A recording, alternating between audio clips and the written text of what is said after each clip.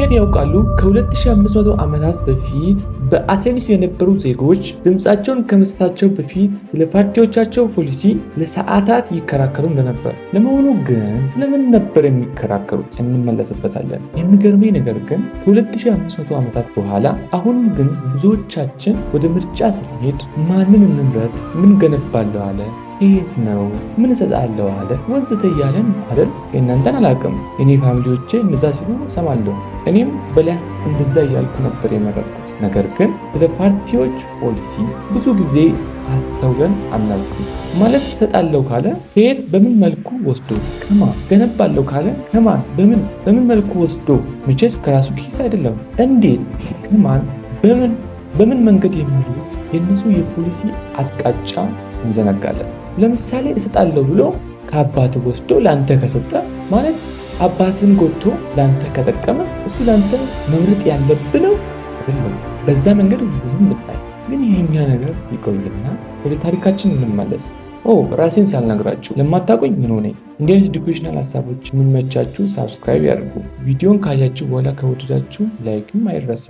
እንቀጥል። ታሪኩ በጣም ገራሚ ነው። ደግሞ ከታይትሉ እንዳያችሁ እነዚህ ሰዎች የሚጠየቋቸው ብዙ ጥያቄዎች ነበሯቸው። ግን ከነዚህ 5ቱን ብቻ እናያለን። በመጨረሻም የእያንዳንዱን ፓርቲ እቅድ ለማነጻጸር የሚረዱ ለእኛ ሊጠቅሙ የሚችሉ እኔ ያሰብኳቸው 5 አሪፍ ፖሊሲ ጥያቄዎችን እሰጣችኋለሁ። ታሪኩን ባጭሩ እንመልከት።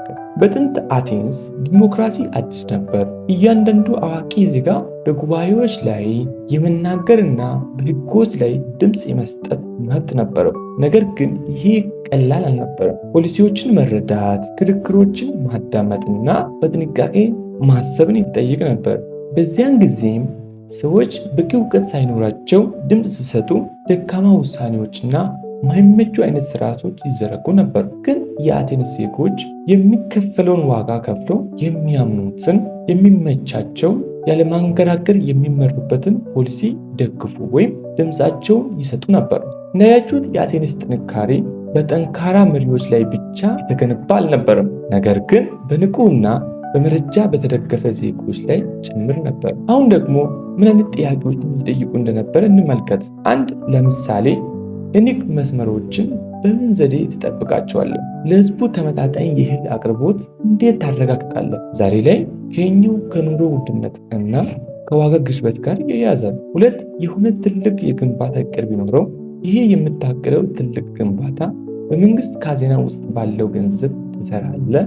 ይበቃል ወይስ በእኛ ላይ አዲስ ግብር ትጨምራለህ? ዛሬ ላይ ይሄ ስለ መንግስት በጀትና ግብር የምንጠይቀው ጥያቄ ነው። 3 የአቴንስ ወጣቶች ለህዝቡ የሚጠቅሙ ጥበበኛና ብልህ ዜጎች እንዲሆኑ ትምህርታቸውን በምን መንገድ ታሻሽላለህ? ዛሬ ላይ ይሄ ስለ ትምህርት ሪፎርሙ የምንጠይቀው ጥያቄ ነው። 4 ሙስናን ለመቆጣጠርና የህዝቡን ሀብት ለማስከበር ያላቸው ተጨባጭ እቅድና ስርዓት ምንድን ነው? ለእኛም ይሆናል። 5 ታዳጊ ስራ ፈጣሪዎችን ለማበረታታት የምትጠቀመው መንገድ ምንድን ነው? ማለት ድጋፍ ትሰጣለህ? የጎበዙ ድርጅቶችን ትቆጣጠራለህ? ወይስ ገለልተኛ ሆነ ነፃነት ትሰጣለህ ብሎ ይጠይቃል። እነዚህ ከብዙ የአቴንስ ዜጎች ጥያቄዎች ጥቂቶች ናቸው። አሁን ትንሽ ምን አይነት ነገር ልክ እንደነሱ ዛሬ ማንኛውንም ፓርቲ መጠየቅ ወይም ከፖሊሲዎቻቸው ጋር ማስተያየት እንዳለባችሁ ብሎ አግኝታችኋል ብዬ አስባለሁ። በተጨማሪ እኔ ለራሴ ለመጠቀም ያሰብኳቸውን በላይኛው ላይ 5 ጥያቄ ልጨምርላችሁ። መሰረታዊ ነገሮችን ለምሳሌ ዘይት፣ ዱቄት፣ ስኳር፣ ነዳጅ፣ ኔትወርክ የመሳሰሉትን ዋጋ ለማረጋጋት መንግስት የዋጋ ቁጥጥር ያደርጋል ወይስ ገበያው በራሱ እንዲወስን ይተዋል? ይሄ የሚከተለውን የገበያ ስርዓቱን በግልጽ ይናገራል። 2 ወደብ ለማግኘት በየዓመቱ የምንከፍለውን ከ2 ቢሊዮን ዶላር በላይ የኪራይ ወጪ በስንት ዓመት ውስጥና በምን ዘዴ ለምሳሌ በሶማሊላንድ ስምምነት ወይስ በሌላ ለመቀነስ አስበሃል? እቅዱ በዛ ዙሪያ ላይ ምንድን ነው የሚለውን ማለት ነው። 3 በብሔራዊ ፈተና ያላለፉ ፕላስ ከመንግስት የስራና የትምህርት እድል በበቂ ያላገኙ ብዙ ዜጎች ወደ ስራ ለማስገባት ምን አይነት እቅድ አለህ? 4 ታላላቅ ህዝቡ ላይ ጫና በሚያሳድሩ ኩባንያዎች ማለት ብዙ ማህበረሰብ የሚጠቀማቸው ኩባንያዎች በምን መልኩ ለህዝቡ ተደራሽ ታደርጋለህ? የምትወስደው አክሽን ምንድን ነው? 5 ሀገር ውስጥ ሰላም ለማስጠበቅ ምን አይነት እርምጃ እንወስዳለን። ዜጎች በሀገራቸው በሰላም ወጥተው እንዲገቡ ማለት ነው። እነዚህም ፕላስ ብዙ ጥያቄዎችን ከመሪዎች ንግግር፣ ስለነሱ በሚወጡ መረጃዎች ከመሳሰሉ ታማኝ ምንጮች በማስተያየት ወደ ውሳኔ ብንሄድ ድምፃችን ለተገቢው ቡድን ኃይል ይሆናል። የእርስዎ ድምፅ በወረቀት ላይ ከሚደረግ ምልክት በላይ ነው።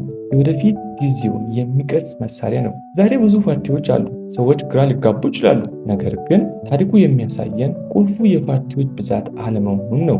ዋናው ነገር የእነርሱን ሀሳብ መረዳት ነው። ዜጎች ፖሊሲዎችን ሲያጠኑ እና በቁም ነገር ጥያቄዎችን ሲጠይቁ የትኛውን መምረጥ እንዳለባቸው ምንም ያክል ብዙ ቢሆንም በቀላሉ መለየት ይችላሉ። በአንዱ ፖሊሲ አንዱ እያለ ያልቃል። ስለዚህ ከመምረጦ በፊት ትንሽ ቢያንስ 5 ቀን ቤት ውስጥ ወሬውን እሱ 5 ዓመት የምትቆዩበት እስር ቤት እንዳይሆን ኃላፊነት በቁም ነገር እንደወሰዱት የአቴንስ ዜጎች ይሁኑ።